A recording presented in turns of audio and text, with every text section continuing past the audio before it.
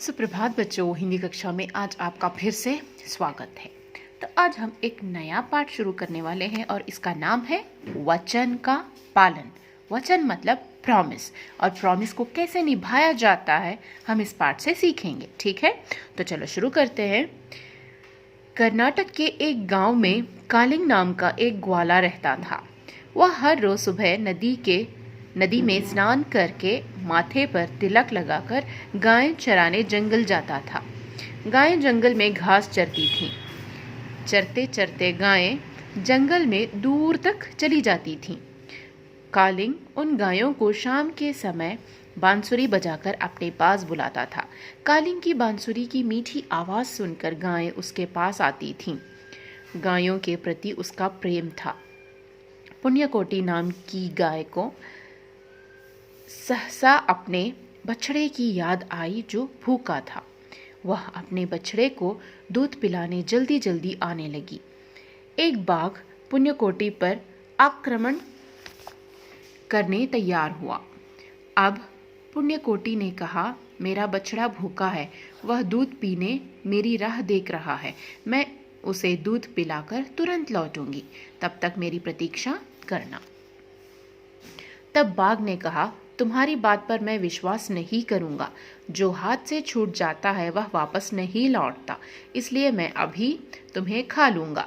तब पुण्यकोटी ने कसम खाई कि मैं ऐसी नहीं हूँ, जो कहूँगी वही करूँगी। सत्य मेरे माता पिता हैं, सत्य ही मेरे बंधु बांधव हैं। सत्य से हटकर मैं चलूंगी तो भगवान भी मुझे माफ नहीं करेगा। इस प्रकार पुण्यकोटी ने भरोसा दिलाया।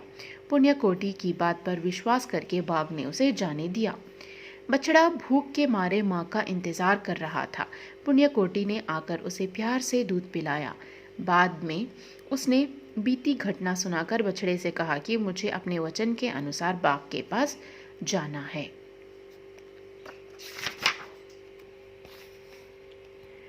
माँ की बातें सुनकर बछड़े की आंखों से आंसू बरसने लगे। उसने माँ से कहा, माँ, अगर तुम बाघ का आहार बनोगी तो मैं अनाथ हो जाऊंगा, इसलिए मुझे छोड़कर मत जाना। पुण्यकोटी ने दुखी बछड़े को यूं समझाया, बेटा, मैंने बाघ को वचन दिया है, मुझे अपने वचन का पालन करना ही है। पुण्यकोटी अपने बछड़े को पुचकार कर जंगल की ओर निकल पड़ी। इधर जंगल में बाघ गाय की राह देख रहा था। उसी समय पुण्यकोटी बाघ के पास पहुंचकर उससे यूं कहने लगी, हे बाघ राजा, लो, मैं अपने वचन का पालन करने आई हूँ। अब तुम मुझे खाकर अपना पेट भर लो। पुण्यकोटी की यह बात सुनकर बाघ लजा गया। उसकी आंखों से आंसू टपक पड़े। उसने कहा, बहन, अब मैं तुम्हें खाऊंगा नहीं। तुम्हें खाऊं तो मुझे भगवान माफ नहीं करेगा। इतना कहकर उसने टीले से कूदकर अपनी जान दे दी। हाँ तो बच्चों, हमने इस पाठ को एक बार पढ़ लिया है। अभी हम इसको विस्तार से जानेंगे। ठीक है, वचन का पालन, वचन का मतलब क्या होता है? प्रॉमिस करना। तो हम अपने प्रॉमिस को कैसे निभाते हैं इस पाठ में दिया गया है। जब भी कोई भी किसी से भी जब प्रॉमिस करता है तो उसको चाहिए कि वो अपना प्रॉमिस निभाए, मतलब वह अपना वचन का पालन करे। ठीक है, वो जैसे कहते हैं, जैसे कहेंगे कि हम ये करेंगे, हम वो करेंगे, तो उसको चाहिए होता है कि वह उस काम को ज़रूर करे। ऐसे नहीं कि झूठ बोलकर वहाँ से निकल जाए, वह तो धोखा होगा, और धोखा देना बहुत ही बुरी बात होती है बच्चों, समझ गए? तो चलो यहाँ पर देखते हैं कि इस पाठ में क्या होता है। कर्नाटक के एक गांव में कालिंग नाम का एक ग्वाला रहता था। कर्नाटक मतलब हमारा राज्य है ना, विच इज़ आवर स्टेट। हमारा स्टेट कौन सा है? कर्नाटक है ना। तो यहाँ के एक गांव में कालिंग, इस बंदे का नाम क्या है? कालिंग। और वह कौन था? ग्वाला था। ग्वाला मतलब जो गायों की देखभाल करता है, जो गायों को चराता है। ठीक है, गाय चराने वाले को क्या कहते हैं? ग्वाला कहते हैं।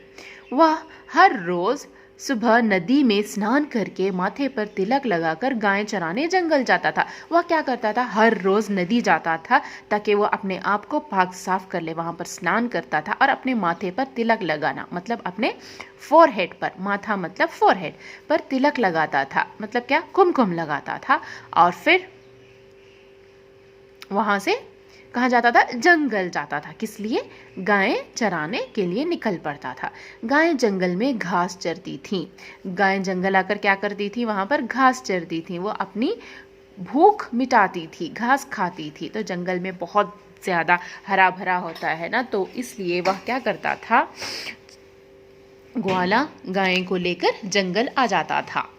फिर क्या होता है, चरते चरते गायें जंगल में दूर तक चली जाती थी, मतलब घास खाते खाते, टहलते टहलते दूर तक चली जाती थी। जब उन गायों को बुलाना होता तो चरवाहा क्या करता या ग्वाला क्या करता कि कालिंग उन गायों को शाम के समय बांसुरी बजाकर अपने पास बुलाता था। वह दूर से गायों को कैसे बुलाता था, बांसुरी बजाता था। बांसुरी मतलब फ्लूट, यह बजाता था।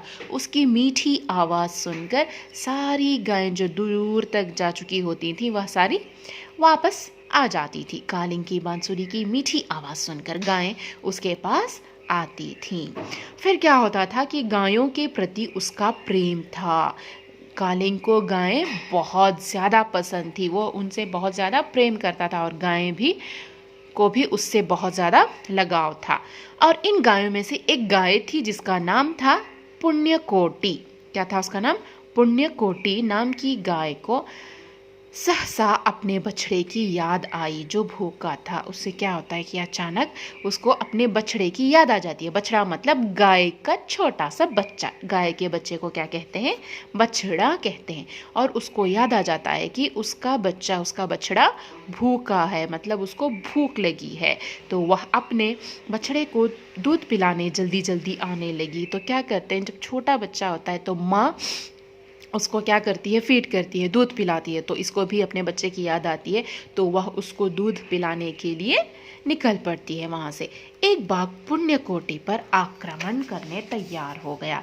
वे जंगल में थे, तो क्या, जंगल में बहुत सारे जंगली जानवर होते हैं, तो वहाँ पर एक बाघ इस पर आक्रमण कर दिया। आक्रमण करना मतलब अटैक करना। ओके, ಏನ್ ಮಾಡ್ತು ಒಂದು ಟೈಗರ್ ಈ काऊ मेले अटैक मारतू ಏನಕ್ಕೆ, काऊ को भी भूख लगी थी, वह उसको खाना चाहता था, इसलिए उसने उस पर अटैक किया। तब पुण्यकोटि ने कहा, मेरा बछड़ा भूखा है, वह दूध पीने मेरी राह देख रहा है। तो क्या कहती है कि मेरा बछड़ा, मेरा बच्चा भूखा है, ಅದಕ್ಕೆ ಹೊಟ್ಟೆ ಹಶು ಆಗಿದೆ, ಅದು ನನಗೋಸ್ಕರ ವೇಟ್ ಮಾಡ್ತಾ ಇದ್ದಾನೆ, ಕಾಯ್ತಾ ಇದ್ದಾನೆ, मैं उसे दूध पिलाकर तुरंत लौटूंगी, तब तक मेरी प्रतीक्षा करना। फिर यह क्या कहती है कि ನಾನು ನನ್ನ ಮಗುಗೆ ಹಾಲು ಕುಡ್ಸಕ್ಕೆ ಹೋಗಬೇಕು, ಅದು ತುಂಬ ಹೊಟ್ಟೆ ಹಚ್ಕೊಂಡಿದೆ, ನನಗೋಸ್ಕರ ಕಾಯ್ತಾ ಇದೆ, मैं उसको दूध पिलाकर, ನಾನು ಅದಕ್ಕೆ ಹಾಲು ಕುಡಿಸಿ तुरंत लौटूंगी। तुरंत मतलब इमीडिएट, लौटूंगी ಅಂದರೆ वापस ಬರ್ತೀನಿ, मैं वापस आऊंगी, तब तक तुम मेरी प्रतीक्षा करना, मेरा इंतज़ार करना, मेरा ವೇಟ್ करना ಅಂತ ಯಾರು ಹೇಳ್ತಾರೆ, ಈ ಕಾವು ಟೈಗರಿಗೆ